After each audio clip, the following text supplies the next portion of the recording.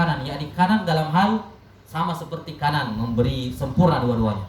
Tidak ada yang tidak dikatakan tangan kanan lebih baik daripada tangan kiri, tidak seperti itu.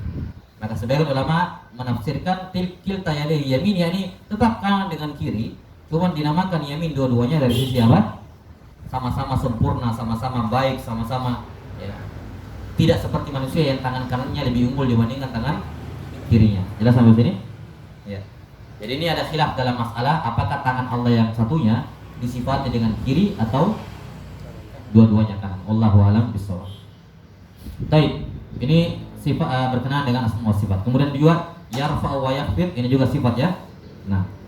Kemudian wa an Abi Dzar radhiyallahu an. Nama beliau siapa?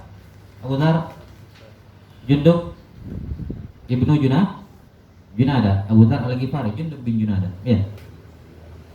Bisa dibaca Jundub, bisa dibaca Jundab. Ya. Jundub atau Jundab. An Abi Dzar radhiyallahu anhu annahu qala ra'a Rasulullah sallallahu alaihi wasallam syataini tanti ini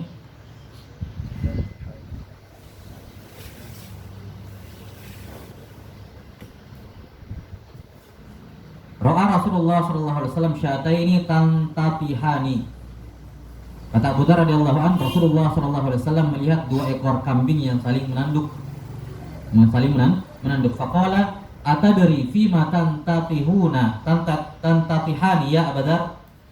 Tahukah kamu wahai Abu Dzar, kenapa mereka itu dua kambing itu saling menanduk? Qultu la. Qala walakinna Allah yadri wa sayahkumu bainahum. Saya mengatakan tidak tahu ya Rasulullah. Kata Rasulullah SAW, tapi Allah tahu penyebabnya dan akan menghukumi di antara mereka pada hari kiamat. Nah, di sini hubungannya dengan tauhid atau iman kepada asma wa sifat. Penetapan sifat apa? Fiil yadri. Allah Taala mengetahui. Iya. Allah Subhanahu wa taala mengetahui.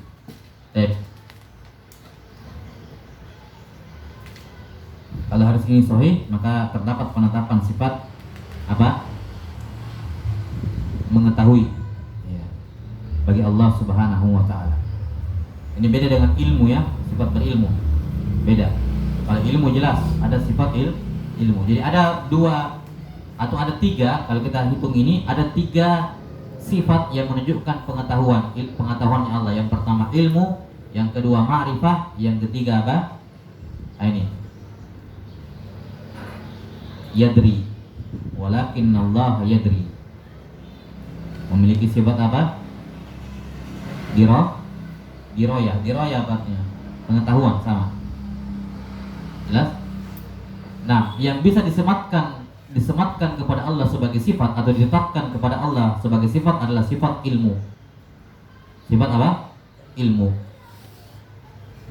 Hadis ini kalau sahih, maka juga ditetapkan sifat ad-dirayah bagi Allah. Yani Allah yadri. Beda. Adapun sifat ma'rifah, ya wallahu a'lam bishawab, yang tepatnya untuk sifat ma'rifah dia ditetapkan untuk Allah tapi muqayyad. Tidak secara mutlak dikatakan Allah Ta'ala punya sifat ma'rifah, tapi dikaitkan, yaitu Allah Subhanahu wa taala memiliki sifat ma'rifah bagi siapa yang mengenal Allah. Berdasarkan hadis Ibnu Abbas, apa? Man ta'arraf ila Allahi fir raha ya'rifka fi syiddah. Kenalilah Allah dalam keadaan kamu lapang, niscaya dia akan mengenali engkau dalam keadaan susah. Dari hadis Ibnu Abbas riwayat Imam Tirmidzi dalam Arba'in An-Nawawiyah, ya. Dalam riwayat yang kedua. Baik. Ini terdapat penetapan sifat dirayah bagi Allah Ta'ala. Kemudian an Abi Hurairah radhiyallahu anhu anna Rasulullah sallallahu alaihi wasallam qara'a hadhil ayah. Innallaha ya'murukum an tu'addul amanati ila ahliha ila qawlihi innallaha kana sami'an basira wa yad'u ibhamaihi ala udhunaihi wallati taliha ala ainaihi. Rawahu Abu Dawud wa Ibnu Hibban wa Ibnu Abi Hatim. Ya. Dari Abu Hurairah bahwa radhiyallahu an bahwa Rasulullah sallallahu alaihi wasallam membaca ayat dalam surah An-Nisa ayat 58. Apa itu? Innallaha ya'murukum an tu'addul amanati ila ahliha. Allah Ta'ala menyuruh kalian untuk menyampaikan amanah kepada pemiliknya. Sampai pada firman-Nya, Innallaha kana sami'an basira. Allah Ta'ala mendengar lagi maha mendengar lagi maha melihat. Kemudian kemudian Nabi sallallahu alaihi wasallam meletakkan kedua jempolnya di telinganya, kemudian jari setelah jempol yang ditelunjuk ke matanya begini, ya. Innallaha kana sami'an basira. Sudah sampai sini? Innallaha kana sami'an basira. Beliau menunjuk seperti ini. Innallaha kana sami'an basira. Paham? Hadis ini berkenaan dengan apa? Asma wa sifat, jelas. Iya. Di dalamnya terdapat penetapan dua nama Allah, yaitu nama As-Sami dan nama Al-Basir, sekaligus menetapkan dua sifat, yaitu sifat As-Sam'u dan sifat Al-Basaru. Jelas? Apa kaidahnya? Apa kaidahnya? Nah, setiap nama mengandung sifat, tapi tidak semua sifat atau tidak boleh sifat dipetik darinya nama. Jelas? Maka Sami'an Basira kita bisa menetapkan dua nama Allah. Allah As-Sami, Allah Al-Basir. Sekaligus menetapkan minimal dua sifat. Karena kadang-kadang satu nama ada beberapa sifat yang bisa ditarik dari situ. Minimal dua sifat, yaitu sifat As-Sam'u dan sifat Al-Basaru. Jelas? Dalam menyikapi As-Sam'u dengan Al-Basaru ini, ya tadi kembalinya ke sifat apa ini? As-Sam'u dengan Al-Basar. Sifat zatiyah. Sifat subutiyah. Jelas ya? Bagaimana mengimani sifat subutiyah? Tiga tadi itu. Tetapkan, jangan serupakan, dan putuskan keinginan untuk mengetahui kaifiat. Kemudian di sini Rasulullah SAW meletakkan jempolnya dua jempol kedua telinga dan telunjuk ke mata. Innallaha kana sami'an basira. Apa yang diinginkan di sini oleh beliau alaihi salatu wassalam? Yang beliau inginkan di sini bukan tasbih, menyerupakan bahwa pendengaran Allah sama seperti saya. Tidak, bukan itu yang diinginkan. Lihat sampai sini. Tapi yang ingin ditekankan oleh Rasulullah SAW di sini bahwa as-sam'u wal basarnya Allah memiliki makna, ada kaifiatnya, ada maknanya. Jelas? Maka ini hadis sebagai sanggahan kepada sekte Al-Mufawwidah. Siapa itu Al-Mufawwidah? Yaitu mazhab Ahlut Tafwid yang mengatakan bahwasanya nama-nama dan sifat Allah kita tetapkan lafaznya, tapi maknanya kita katakan wallahu alam. Jadi kita tetapkan kata yadun, Allah punya yadun, tapi apa artinya yadun? Wallahu alam. Tidak boleh kita bilang tangan, tidak boleh. Tidak tahu apa artinya wallahu alam.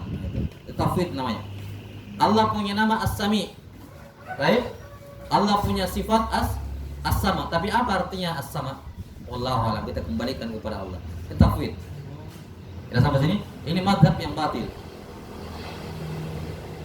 Kenapa? Karena yang dia tafwid kembalikan kepada Allah adalah makna dan kaifiat. Jadi bukan hanya kaifiat yang dikembalikan kepada Allah, maknanya juga dia kembalikan kepada Allah. Wallahu a'lam bima'na. Kita tidak tahu. Kalau Ahlus Sunnah yang dikembalikan kepada Allah adalah kaifiatnya.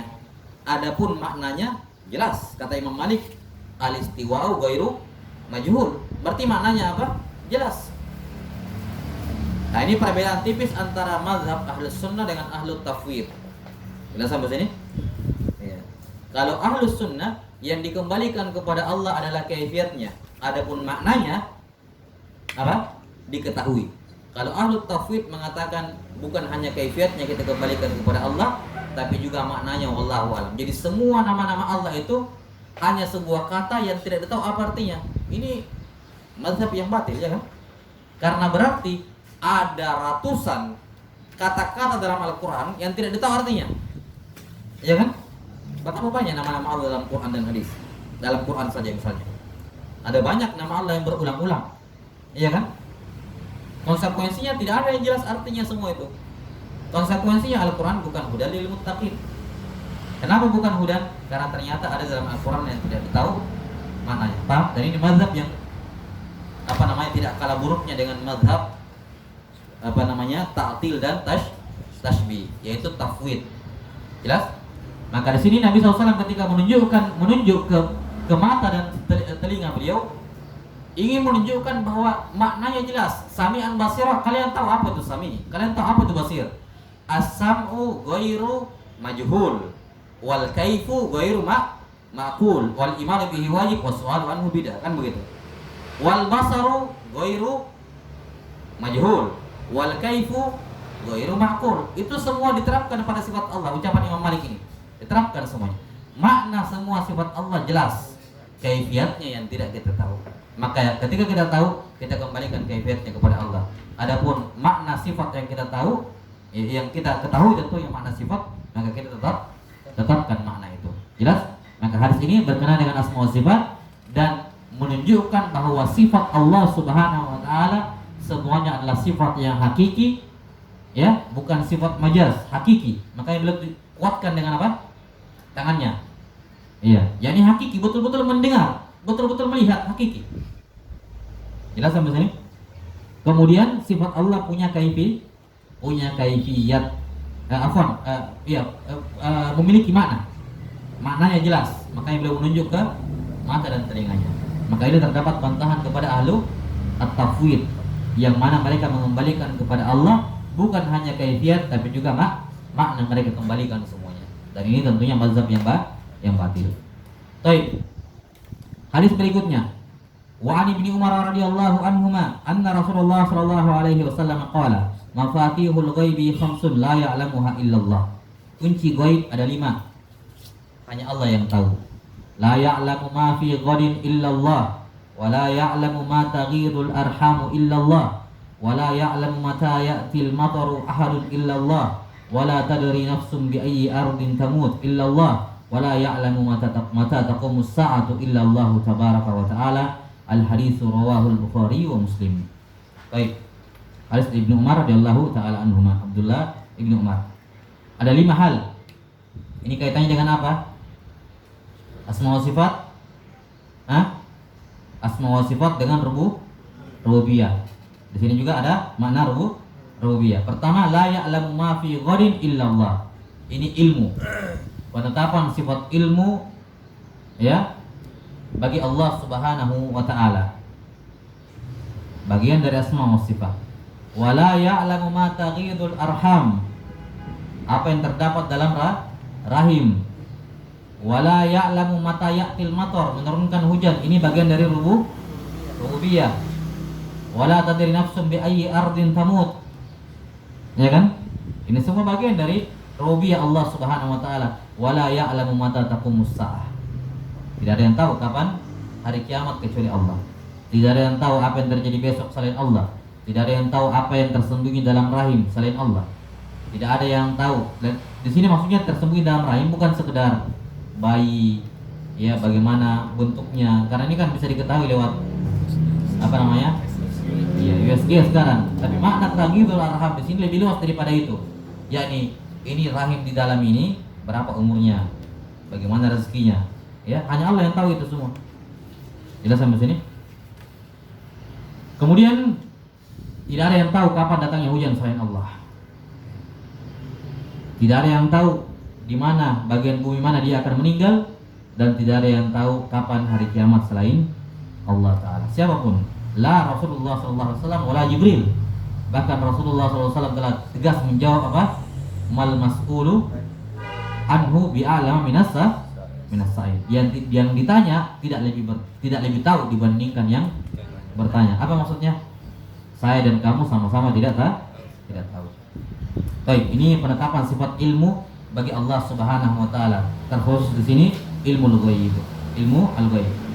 Hadis berikutnya, wa an Anas bin Malik radhiyallahu anhu qala Rasulullah sallallahu alaihi wasallam, lallahu ashaddu faraha bi taubati 'abdihi hina yatubu ilaihi min ahadikum kana ala rahilatihi bi ardin falat famfalatat minhu wa 'alaiha ta'amuhu wa sharabuhu fa aysa minha fa ata syajaratan fattaja'a fi dhilliha wa qad aysa min rahilatihi fa bainama huwa kadzalika idh huwa biha qa'imatan 'indahu fa akhadha bi khitamiha fa qala min shiddatil farah Allahumma anta 'abdi wa ana rabbuk akhta'a min syiddatil farah akhrajahu.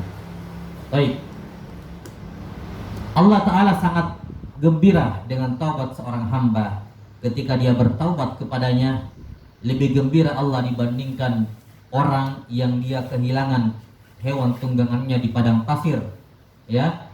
Padahal di atas tunggangan itu ada to'am dan syarabnya. Kemudian dia cari-cari fa'ayisa minha, sampai dia putus asa mencarinya. Dia pun menyerah. Dia datang ke sebuah pohon, fattaja'a fi dhilliha, baring di bawah naungan pohonnya, daunnya, ya. Fa bainama huwa kadzalik, ketika sedang istirahat seperti itu, tiba-tiba hewannya sudah qa'imatan indah, sudah ada berdiri di sampingnya. Maka dia cepat-cepat memegang khitomnya, tali kekangnya. Kemudian berkata seraya karena saking gembiranya, dia mengucapkan terbalik, ya Allah, engkau adalah hambaku, aku Tuhanmu. Ya, terbalik, salah ngomong gara-gara saking gembiranya. Baik, akhrajahu Bukhari Muslim, riwayat Bukhari Muslim. Sifat apa yang ditetap ini berkenaan dengan semua sifat. Jelas? Sifat apa yang ditetapkan di sini? Sifat al-farah, gembira. Tetapkan itu, jangan serupakan dengan gembiranya makhluk, dan jangan dipikirkan mencari tahu bagaimana kaifiatnya. Cukup tetapkan. Kata Imam, kalau kita gunakan kalimat Imam Malik, al-farahu ghairu majhul, wal kaifu ghairu ma'qul, wal imanu bihi wajib, was-su'alu anhu bidah. Selesai kan? Nah. Baik. Hadis ini juga terdapat pendalilan apa? Uzur bagi orang yang melakukan kekufuran karena tidak sengaja, keceplosan. Dan ini juga sekaligus dalil akan adanya uzur bagi pelaku kesyirikan karena jahil. Karena jahil dengan nisyan itu beda-beda tipis, ya kan? Jahil, nisyan, al-khata'. Ini khata', ini orang tidak jahil tapi khata'. Jelas sampai sini? Maka ini dalil yang digunakan oleh ahlul ilm, sebagian ahlul ilm, untuk menyatakan adanya al-uzru bil jahli. Iya. Walaupun sekelompok lain menolak, ya, mengatakan tidak ada uzur bil jahli. Wallahu a'lam bishawab. Ini ada pembahasan tersendiri tentunya. Jadi intinya ini hadis termasuk dalil yang digunakan oleh para ulama yang menyatakan al-uzru bil jahli, memberikan uzur dalam masalah kesyirikan, dalam masalah kekafiran karena seorang itu bodoh. Karena di sini lihat, ini ucapannya tidak dilakukan dengan kesyirikan, tapi akhta'a, salah. Ya, maka termasuk di dalamnya uzur-uzur khata', nisyan, wal jahal. Kata Nabi sallallahu alaihi wasallam, rufi'a an ummati al khata' wan nisyan wa mastukrahu alaihi. Ya kan? Diangkat dari umatku, yakni diangkat dari konsekuensinya. Apa diangkat dosanya? Afwan, diangkat dosa dari hambaku karena tidak sengaja, lupa atau terpaksa. Baik, di sini juga terdapat dalil akan tidak bolehnya seorang mengambil keputusan dalam keadaan marah. Di antara adab seorang mufti, seorang qadi, seorang ustadz, jangan dia menjawab pertanyaan ketika sedang gembira sekali, ketika sedang emosional. Emosional dalam artian marah atau gembira. Gembira kan termasuk emosional. Lagi emosional, terus ada yang bertanya, jangan dijawab, karena itu bisa mempengaruhi. Jelas sampai sini? Nah, ini adab bagi seorang qadi atau mufti atau seorang thalib ketika ditanya, ya, jangan dia mengeluarkan atau berfatwa atau menjawab pertanyaan dalam kondisi sedang emosional, baik karena marah yang sangat atau gembira yang sangat. Baik, hadis yang ke-8, wa an Abi Musa radhiyallahu an. Siapa tadi namanya? Abdullah bin Qais al-Asy'ari radhiyallahu an. Anna Rasulullah sallallahu alaihi wasallam qala, "Inna Allaha yabsutu yadahu bil-laili liyatuba musii'un nahar, wa yabsutu yadahu bin-nahar liyatuba musii'ul lail, hatta tatlu'a asy-syamsu min maghribiha." Rawahu Muslim.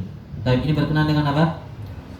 Sifat apa? Iman kepada asma wa sifat. Ingat, ini semua masih masuk dalam bab ma'rifatullah wal imani bihi. Ya, maka tinggal dipilih dari empat itu. Apakah al-iman bi wujudillah, rububiyah, uluhiyah, atau asma wa sifat. Cuman kelihatannya dalam bab ini kebanyakannya beliau fokuskan ke asma wa sifat. Tapi di sini penetapan sifat apa? Sifat ya, yadun. Dan di sini dikuatkan yadun ini dengan sifat yabsutu, menunjukkan ini yadun hakiki. Betul-betul tangan. Kenapa? Karena tangan ini disifati dengan perbuatan, yaitu yabsut. Wallahu yaqbidu wa yabsut. Dalam Al-Qur'an Allah menggenggam dan menghamparkan. Jelas ya? Allah menghamparkan dan menggenggam. Ini sifat bagi tangan Allah Ta'ala. Maka ketika sebuah sifat tangan ini ditambahi keterangan sifat, itu menunjukkan dia hakiki. Jelas ya? Ya. Karena asalnya dia sudah hakiki, tapi ketika ada tambahan keterangan bahwa ini tangan, dia menggenggam, dia menghampar, dia ada kanan, ya kan? Kemudian dia punya jari jemari. Ini banyaknya sifat-sifat tentang tangan, tidak lain dan tidak bukan menunjukkan apa? Betul-betul ada hakiki. Cuman kaifiatnya majhul atau ghairu ma'qul. Baik, kira jelas ya. Hadis ini menunjukkan sifat yad bagi Allah Subhanahu wa taala. Dikatakan yaduhu. Ya. Perhatikan, ini tambahan faedah lagi berkenaan dengan kaidah dalam sifat Allah. Sesuatu yang diidofahkan kepada Allah ada dua. Sesuatu yang diidofahkan kepada Allah, yakni nama Allah atau domir yang kembali kepada Allah sebagai mudhof ilaih. Nah, mudhof, sesuatu yang disandarkan kepada Allah ada dua. Jelas? Yang pertama, sesuatu itu tidak berdiri sendiri. Tidak bisa berdiri sendiri. Sesuatu itu tidak bisa berdiri sendiri. Yang kedua, sesuatu itu bisa berdiri sendiri. Sesuatu itu bisa berdiri sendiri. Ditulis saja dulu, nanti kita jelaskan. Jadi yang pertama, sesuatu yang diidofahkan kepada Allah, disandarkan kepada Allah ada dua. Yang pertama, sesuatu itu tidak bisa berdiri sendiri. Yang kedua, sesuatu itu bisa berdiri sendiri. Baik, kalau sesuatu itu tidak bisa berdiri sendiri, kemudian disandarkan kepada Allah, maka itu adalah idofatus sifah ilal mausuf. Itu adalah idofah sifat kepada pemilik sifat. Kita bisa menetapkan itu sifatnya Allah ketika disandarkan kepada Allah. Jelas? Kita bisa menetapkan itu sifat Allah ketika sesuatu itu disifatkan kepada Allah. Kalau sesuatu itu tidak bisa berdiri sendiri. Tapi kalau sesuatu itu berdiri sendiri, kemudian diidofahkan kepada Allah, maka ini adalah idofatul idofatul makhluk ilal khaliq. Ini adalah penyandaran makhluk kepada penciptanya. Tidak bisa dipahami dari situ itu adalah sifatnya Allah. Tidak. Jelas? Namanya ini idofatu tasyrifin. Penyandaran yang sifatnya tujuannya untuk memuliakan. Contoh, hadis ini dikatakan yaduhu. Yaduhu mudhof ilaih. Siapa hu di sini? Allah. Baik. Sekarang kita lihat mudhofnya. Apa mudhofnya? Yadun. Yadun ini tinggal kita lihat, dia bisa berdiri sendiri atau tidak? Ada nggak tangan jalan sendiri-sendiri gitu, terlepas dari orangnya? Kalau terpotong yang sudah mati kan, tidak bisa berdiri sendiri. Tangan itu pasti mengikut kepada benda hidup, kepada makhluk. Dia hanya akan hidup ketika lengket dengan yang lain, kan begitu ya? Maka tangan termasuk sesuatu yang tidak bisa berdiri sendiri. Kalau begitu kata yadu, boleh nggak kita tetapkan dari sini Allah punya sifat yadun? Boleh, karena ini adalah idofatus sifah ilal mausuf. Contoh yang kedua, misalnya dikatakan Ka'bah Baitullah. Baitullah. Taib. Allah mudhof ilaihnya kan? Mana mudhofnya? Baitun. Apakah dikatakan baitun itu sifat Allah? Tidak. Kenapa? Karena baitun ini adalah sesuatu yang berdiri sendiri. Baitun rumah bisa berdiri sendiri. Itu tidak. Bangunan tersendiri baitun. Atau apa? Naqatullah wa suqiyaha. Ontanya Allah. Apa nggak mau dikatakan Allah punya sifat onta? Kan tidak ya? Ini apa? Idofatul makhluk ilal khaliq. Kenapa? Karena naqah berdiri sendiri. Kita sampai sini paham tadi itu kaidah? Jadi kalau mudhofnya adalah sesuatu yang tidak bisa berdiri sendiri, maka ini idofatus sifah ilal mausuf. Bisa kita pakai untuk menetapkan sifat bagi Allah. Tapi kalau sesuatu itu tidak bisa, kalau sesuatu itu berdiri sendiri, maka ini adalah apa? Idofatul makhluk ilal khaliq. Tidak boleh kita tetapkan sifat Allah dari situ. Walaupun disandarkan kepada Allah. Kenapa disandarkan kepada Allah? Ini namanya idofatu tasyrif. Dia disandarkan kepada Allah untuk menghormati sesuatu itu. Baitullah, ya, Naqatullah, Abdullah, ya kan? Khalilur Rahman, untuk memuliakan semuanya. Tidak ada satupun dari situ yang merupakan sifat Allah Ta'ala. Makanya kalau di sini kita katakan, misalnya nih, kalau ada yang bertanya, yaduhu, tangannya. Di sini terdapat penetapan sifat tangan. Lah, dari mana kamu tahu? Dari bagaimana bisa kamu menetapkan sifat yadu dari hadis ini? Padahal ada juga baitullah, baituhu, naqatuhu. Apakah juga bait adalah sifat Allah? Padahal sama-sama mudhaf-mudhafu ilaih. Jawabannya kayak tadi. Jelas ya? Bahwa perbedaan antara baitullah dengan yadullah adalah apa? Yad tidak bisa berdiri sendiri. Bait bisa berdiri sendiri. Paham? Baik, hadis berikutnya. Walahuma an Umar radhiyallahu anhuma.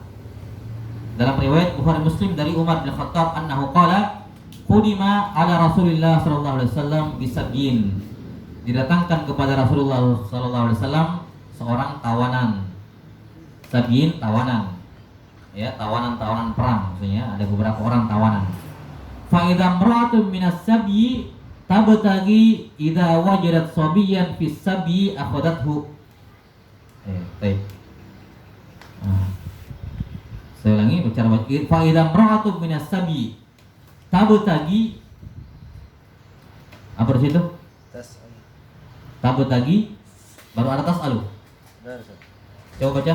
Fa idza imra'atun minas sabyi Tas'a. Terus idza wajadat sobiyan fis sabi akhadathu. Fa akhadathu di situ. Baik. Ya, di sini juga di tas ayat di sebagian nuskhah tabut lagi. Baiklah, Mas. Tiba-tiba ada seorang imro'ah, perempuan dari tawanan itu yang dia tas'a, kayak mencari-cari. Ya. Idza wajadat sabiyan fis sabi, maka dia tiba-tiba mendapati seorang anak kecil di tengah-tengah apa? Di tengah-tengah kerumunan tawanan tadi. Ternyata anaknya akhadathu.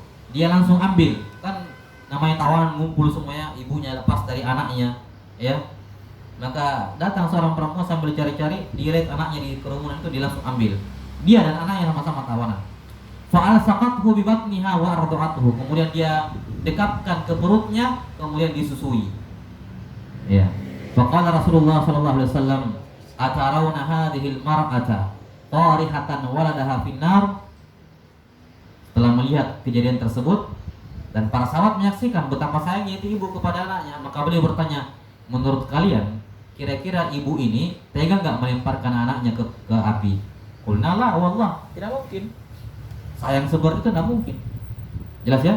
Wahia taqdiru ala alla taqraha. Dia tidak akan melemparkannya ke api. Faqala Rasulullah sallallahu alaihi wasallam, "Allahu azza wa jalla arhamu bi ibadihi min hadhil mar'ati bi waladiha." Allah lebih sayang dengan kepada hambanya dibandingkan perempuan ini dengan anaknya. Di sini terdapat penetapan sifat rahmat, ya. Penetapan sifat rahmat bagi Allah Ta'ala. Dan ini menunjukkan apa? Sifat rahmat yang maha luas. Baik. Kemudian wa Nabi Hurairah radhiyallahu ta'ala anhu annahu qala Rasulullah sallallahu alaihi wasallam, lamma khalaqallahu al-khalqa kataba fi kitabihi fa huwa 'indahu fawqa al-'arsy inna rahmati ghalabat ghadabi rawahu al-Bukhari. Tatkala Allah Ta'ala menciptakan makhluk, dia menuliskan di sebuah kitab di sisinya di atas arsy. Apa yang Allah tuliskan? Inna rahmati ghalabat ghadabi. Rahmatku mengalahkan murkaku. Yani kalau turun murka Allah ke muka bumi ini, kemudian turun juga rahmat Allah Ta'ala, maka rahmat Allah akan menghilangkan kemurkaan Allah. Jelas? Nah, karena apa? Karena tidak ada satupun yang bisa menghalangi seorang dari Allah kecuali Allah. Tidak ada seorang pun, sesuatu apapun yang bisa menghalangi orang dari siksaan Allah kecuali Allah. Makanya di antara doa yang Nabi sallallahu alaihi wasallam baca di akhir qunut, Allahumma inni a'udzu biridhaka min sakhatik wa bi mu'afatika min 'uqubatik wa a'udzu bika mink. Ya Allah, aku berlindung kepadamu dengan sifat rahmatmu dari kemurkaanmu, dan dengan sifat keridoanmu dari murkamu. Wa bi mu'afatika min 'uqubatik, berlindung dengan keselamatan darimu dari hukumanmu. Wa a'udzu bika mink, aku berlindung denganmu dari dirimu.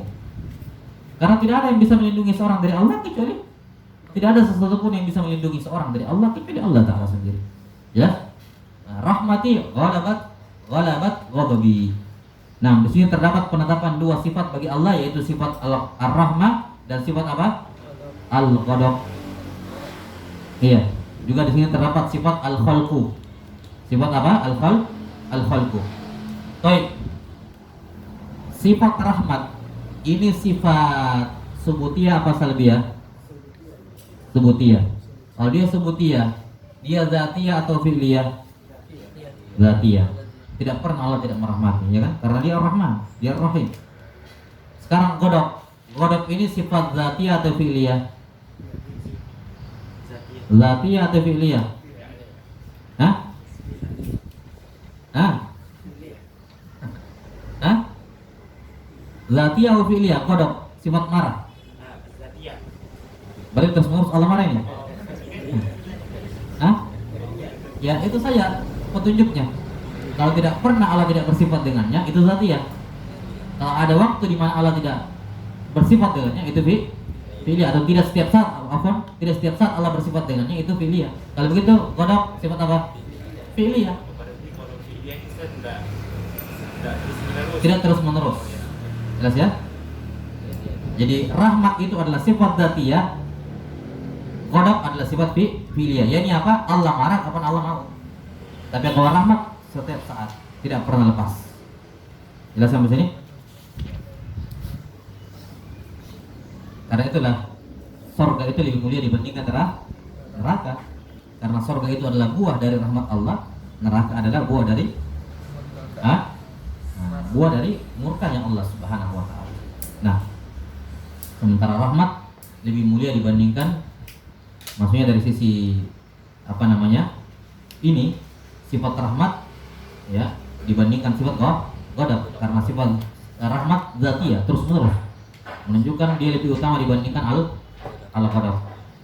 Kemudian hadis ini juga menjadi dalil bahwa walaupun sama-sama sifat Allah, tapi sifat Allah pun satu dengan lainnya memiliki apa? Tingkatan, tafawud. Rahmati ghalabat ghadabi, dalam riwayat lain sabaqat, mendahului. Jelas sampai sini? Maka walaupun sama-sama sifat Allah, tapi ada tafawud. Artinya semua baik, tapi tingkat kebaikannya bertingkat-tingkat. Ini mudah kita pahami dalam Al-Quran. Al-Quran, setiap surah dalam Al-Quran, setiap ayat dari Al-Quran adalah kalamullah. Tapi apakah derajat semua ayat itu sama? Tidak kan? Ayat kursi lebih tinggi kedudukannya dibandingkan ayat yang lain. Al-Baqarah dibandingkan yang lain, 30 dibandingkan yang lain. Menunjukkan walaupun sama-sama ini satu sifat saja, sama-sama sifat kalam, antara kalam satu dengan kalam lain apa? Tafawud. Al-Quran dengan Injil, yang mana lebih utama? Al-Quran pada Injil juga kalamullah. Jelas sampai sini? Nah, kalau sifat saya terdapat tafawud, tingkatan dalam derajatnya, maka antara rahmat dengan ghadab juga apa? Bertingkat, ada tafawud. Jelas? Wallahu a'lam bishawab. Maka di sini terdapat penetapan sifat ar-rahmah dan sifat al-ghadab.